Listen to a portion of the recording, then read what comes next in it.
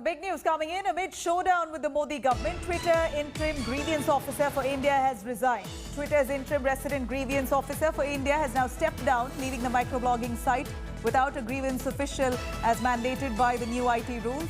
The source said that Dharmendra Chatur, who was recently appointed as the interim resident grievance officer for India by Twitter, has now quit from the post. Twitter declined to comment on this development. Aishwarya Paliwal joining us for more details. Aishwarya, the interim resident grievance officer has now stepped down. Twitter so far has not reacted. Dharmendra Chatur, he was recently appointed as the interim resident grievance officer. What led him to quit? Well, that's what we are still trying to figure out. What was the reason because of which the interim officer, in fact, someone who was very recently given this post, he has now decided to leave the company. Now, let me tell you, there is a tug of war which is going on between the government of India and the platform Twitter.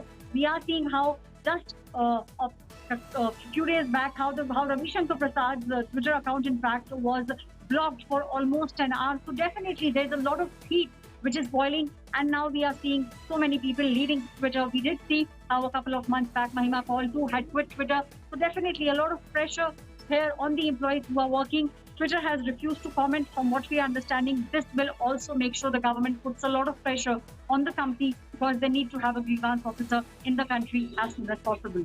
Aishwarya, thank you very much for joining us with those details.